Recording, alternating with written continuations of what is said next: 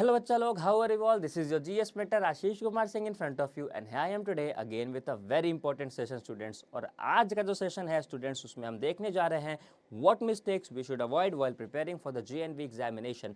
जब हम किसी भी एग्जामिनेशन की प्रिपरेशन करते हैं तो अपने फॉलोअप रूटीन में कुछ मिस्टेक्स को इनकलकेट कर लेते हैं और ये जो मिस्टेक्स है ये हमारा हिंड्रेंस बन जाता है उस एग्जाम को क्लियर करने के पाथ में। तो ये हिंड्रेंस को आज हटाना है, दिमाग से इन हिंड्रेंस को निकाल देना है। तो इस सेशन के एंड तक बने रहना। क्यों? ताकि समझ में आ जाए कि भाई कौन कौन सा बैरिकेटिंग है, कौन कौन सा हिंड्रेंस है, प्रॉब्लम्स है, बर्डन्स है जिसको हम रिमूव कर सके ताकि जेएनवी एक बार में क्लियर हो सके और मन में जो सपना है कि सैनिक स्कूल में जाए, जेएनवी स्कूल में जाएं, प्रिपेयर करें, अच्छे ऑफिसर बने, अच्छे पर्सन बने, उस चीज़ को हम लोग अचीव कर सके, है ना। तो बने रहना सेशन के लास्ट तक ताकि समझ में आ जाए कि किस तरीके से फॉलो अप करें अपने डेली रूटीन को ताकि जो हिंड्रेंस हैं उनको हम रिमूव कर सके। ओके, तो एक एक करके देखते हैं बहुत ही कॉमन से हिंड्रेंस जो हम लोग रेगुलरली फॉलो अप करते हैं अपने प्रिपरेशन में। सबसे पहला प्रॉब्लम होता है स्टूडेंट्स कैजुअल अप्रोच। अब ये कैजुअल अप्रोच तुम्हारी गलती नहीं है,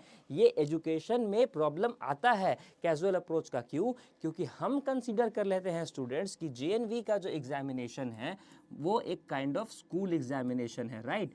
अब कोई भी एग्जामिनेशन को अगर हम स्कूल एग्जामिनेशन के पर्सपेक्टिव से कवर अप करते हैं तो प्रॉब्लम दो तीन आ जाता है। सबसे पहली बात कि स्कूल एग्जामिनेशंस जो है वो बटा होता है सेशंस में, okay, half yearly and final. चलो मान के चलते हैं कि दो सेशंस होता है, सिलेबस हो जाता है हाफ। सिलेबस कितना हो जाता है? हाफ। अब अगर सिलेबस हाफ होता है तो तुम यही सोच के चलते हो कि सर अगर स्कूल के एग्जामिनेशन में सिलेबस हाफ होता है तो पढ़ना तो कम पड़ता है और कम पढ़ना पड़ता है तो प्रैक्टिकली हमारा प्रिपरेशन बहुत ही जल्दी कवर अप हो जाता है। But that is not the case with JNV बच्चा लोग। जेएनवी जो है ऐसा नहीं है कि तुमसे हाफ ईयरली का सिलेबस पूछेगा या फाइनल टर्म का सिलेबस पूछेगा। जेएनवी के पास एक सेट ऑफ सिलेबस है, वी ऑल नो, हम लोगों ने उस पर भी वीडियो बनाया है कि जेएनवी के पास एक सेट ऑफ सिलेबस है और जेएनवी बच्चा लोग इसी सिलेबस में से क्वेश्चन पूछेगा और वो भी कहीं से भी पूछेगा। From anywhere the question can come, right, किसी भी सेक्शन से। बी इट, अगर जीएस की बात करते हैं तो बी इट फिजिक्स, केमिस्ट्री और बायोलॉजी, कोई सा भी सब्जेक्ट उठा के देख लो, कहीं से भी कोई सा भी क्वेश्चन पूछ देगा। अगर हम रीजनिंग की बात करते हैं और I would say mental ability की बात करते हैं तो किसी भी टाइप ऑफ प्रॉब्लम को यहाँ पे डिस्कस कर लिया जाता है। Same goes with maths and same goes with English. Maths और इंग्लिश में भी यही सेम चीज़ होता है स्टूडेंट्स। तो क्यों ना हम कैजुअल अप्रोच के जगह एक बहुत ही इंफॉर्मेटिव अप्रोच, स्मार्ट अप्रोच लेके चले। अब ये स्मार्ट अप्रोच क्या है? पता है कि इतना कुछ पढ़ना प्रॉब्लमेटिक होता है, सर क्या करे, कैसे पढ़े कि सब कुछ याद रहे। बच्चों स्मार्ट वर्क है ना, स्मार्ट वर्क फॉलो करेंगे ना। अब स्मार्ट वर्क फॉलो कब करने के लिए क्या है? स्मार्ट वर्क फॉलो करने के लिए हम लोग तो है, we are available for all of you to make your hard work get converted into your smart work. अब सवाल आएगा कि सर आप कैसे स्मार्ट वर्क में कन्वर्ट करवाओगे? बच्चों हम क्या करेंगे कि कभी भी किसी एग्जामिनेशन को स्टडी करते हैं तो एक पर्टिकुलर पैटर्न आता है उस एग्जामिनेशन में जो फॉलो अप होता है, राइट। कैसे समझेंगे उस पैटर्न को? PYQ देख के। तो पहले PYQ को देखेंगे, पैटर्न का क्लैरिटी लेंगे, पैटर्न के क्लैरिटी को लेने के बाद उसी फॉर्म में प्रैक्टिस करेंगे और उसी फॉर्म में स्टडी करेंगे ताकि टाइम बच्चे, प्रैक्टिस प्रिसाइजली हो सके और एग्ज़ाम ओरिएंटेड प्रैक्टिस हो सके। तब ये जो सिलेबस है जो लगता है कि बहुत ही ज़्यादा है ये ऑटोमेटिकली हाफ हो जाएगा, राइट। ये ऑटोमेटिकली हाफ हो जाएगा। हाफ इन द सेंस कि इसके अंदर क्या पढ़ना है वो पता चल जाएगा, ठीक है। तो कैजुअल अप्रोच फॉलो अप नहीं करना है, we have to follow the rules very diligently. Do not worry, we are there for all of you. What you need to do is just follow up the rules. Rules को काफ़ी अच्छे से follow करना। अब अगर we are bringing you PYQ, we are bringing you the practice questions or the teaching sessions, तो ये नहीं करना है कि I will do this later, ये बिल्कुल ही नहीं करना है। क्यों? क्योंकि बच्चों ये एक स्कूल एग्जामिनेशन नहीं है। देन एंड देयर उस पर्टिकुलर चीज़ को ख़त्म कर देना है। ताकि दोबारा रिवाइज करने में आसानी हो, है ना। तो सबसे पहली बात क्या करना है, कैजुअल अप्रोच को फॉलो अप नहीं करेंगे हम लोग बहुत ही स्ट्रिक्ट रहेंगे और बहुत ही डिसिप्लिन रहेंगे, राइट। जेएनवी में जाने का मतलब ही हो जाता है कि डिसिप्लिन मेंटेन करना पड़ेगा। वाई? क्योंकि ये एक टाइप ऑफ डिफेंस बैकग्राउंड तुमको देता है ये, और डिफेंस बैकग्राउंड मतलब हमारी मिलिट्री सर्विसेज, एयरफोर्स और नेवी वाला बैकग्राउंड। तो वहाँ जाने का मतलब ही डिसिप्लिन रहना है, तो कैजुअल अप्रोच के साथ तो नहीं जा पाएंगे ना। स्मार्ट वर्क करेंगे और उसके साथ साथ एक प्रैक्टिकल डिसिप्लिन्ड अप्रोच रखेंगे ताकि ये एग्ज़ाम क्लियर हो, राइट। तो ये गलती मत करना कि हम कैजुअल अप्रोच लेके पढ़ रहे हैं और कुछ भी पढ़ रहे हैं। We have to define what we need to study, okay. और वो डेफिनेशन कैसे निकलेगा, PYQ देख के और उसी तरीके के क्वेश्चंस को प्रैक्टिस करके with the help of the lessons. और उसके लिए we are here for all of you, do not fear, this is what I am just trying to say कि इस तरीके से आगे बढ़ना है।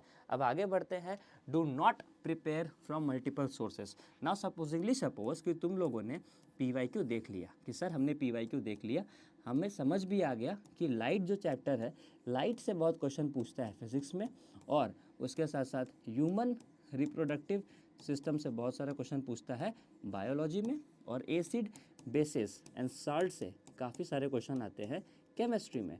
Now we have to study these things. Now if you will open even YouTube, multiple sources are there who are giving you the materials for preparation. Let us assume कि कोई institute है A, कोई है B, कोई है C, तो multiple sources हैं। what you need to follow up is up to you, but you have to prepare from the best sources that you are having. करना क्या है कि ऐसा नहीं करना है कि सर इससे भी देखेंगे, इससे भी देखेंगे और इससे भी देखेंगे, नहीं।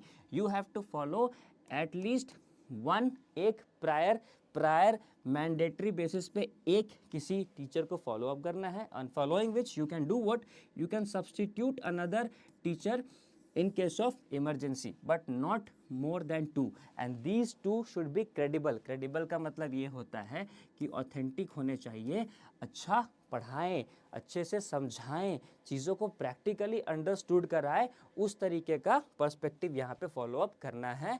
तो दूसरा गलती ये नहीं करना है कि मल्टीपल सोर्सेज को फॉलो अप करना है, मैक्स टू मैक्स 2 सोर्सेज को फॉलो अप करेंगे और एक को तो प्राइमरी सोर्स रखेंगे and the another would be the secondary source. This is the second thing that I would like to tell you. Now, the third mistake that we do is we become overconfident, or I would say underconfident also. Why? Overconfident का मतलब हो जाता है I can do it easily, I do not need to prepare. How you came to this conclusion? Just assume that you are good in mathematics, right?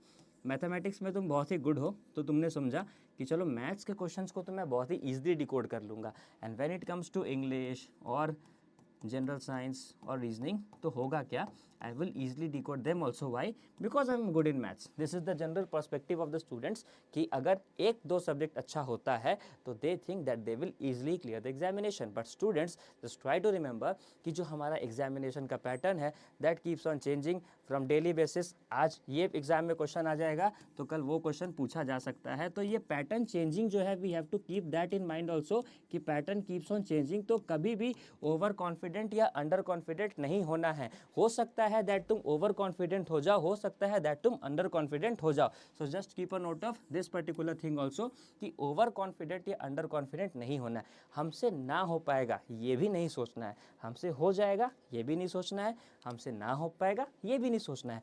दोनों perspective जो है कहीं ना कहीं गलत होता है। तो बस ये समझ के चलना है कि अगर हम प्रिपरेशन अच्छे से करते हैं तो हमसे हो जाएगा, अगर हमारा प्रिपरेशनल फॉल्ट है तो नहीं हो पाएगा। अब प्रिपरेशनल फॉल्ट को कैसे रेक्टिफाई करना है उसको हम लोगों ने प्रीवियस 2 पॉइंट्स में देखा है ना। बस कॉन्फिडेंट रहना है अच्छे से, ओवर कॉन्फिडेंट नहीं होना है, अंडर कॉन्फिडेंट भी नहीं होना है। Now last point that I would like to discuss is, ये 4th नंबर पॉइंट है, that do not take stress. Stress नहीं लेना है, ओके। दैट सपोजिंगली सपोज कि तुम अंडर कॉन्फिडेंट हो, दैट सर हमसे तो नहीं हो पाएगा, and then you are taking stress. No, that is not at all good.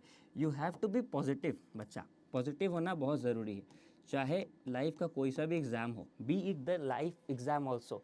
Life exam का मतलब the exam that life takes from you, you have to be positive students. Positive रहना काफ़ी ज़रूरी है, तो पॉजिटिव रहना सीखो। ओके, पॉजिटिव रहना सीखो, स्ट्रेस मत लो। हाँ, pinch of stress low. Pinch of stress का मतलब क्या होता है ना कि अच्छा अगर नहीं पढ़ेंगे तो नहीं हो पाएगा, तो पढ़ लेते हैं, that is pinch of stress. नहीं पढ़ रहे हैं, नहीं पढ़ेंगे, देखा जाएगा क्या होगा, कैसे करेंगे, that is too much of stress. तो too much of stress need not to be taken. Pinch of stress रखो। पिंच ऑफ स्ट्रेस मतलब हल्का सा स्ट्रेस रखो।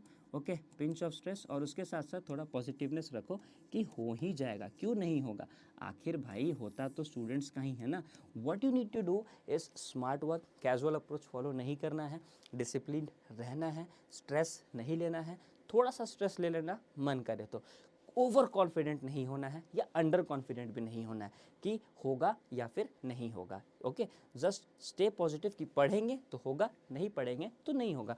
ये बहुत ही बेसिक से फंडामेंटल्स हैं जो प्रिपरेशन के टाइम वी फॉरगेट, और मल्टीपल सोर्सेज पे नहीं जाना है, लिमिटेड सोर्सेज पे जाना है। इन सारे चीज़ों को अगर तुम माइंड में रखते हो तो माई पर्सनल गारंटी कि जीवन का कोई भी एग्जाम ऐसा नहीं है जो तुमसे क्लियर नहीं होगा। Okay, just take a note of this very fact. On this positive note I would like to end the session को एंड करेंगे। बट एक और चीज़ है, ट्रस्ट द प्रोसेस। जब कभी लगे कि नहीं हो पा रहा है, कैसे करें, सर तो बोल के चले गए, अब हम कैसे उसको फॉरवर्ड करें, just stay calm, stay cool, stay happy, stay healthy and trust the process. Remember, great things take time.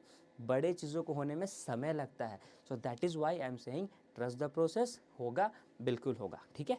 तो आने वाले कुछ दिनों में हम लोग और ऐसे सेशंस में तुमसे मिलते रहेंगे। तब तक के लिए bye bye, take care, stay happy, stay cool and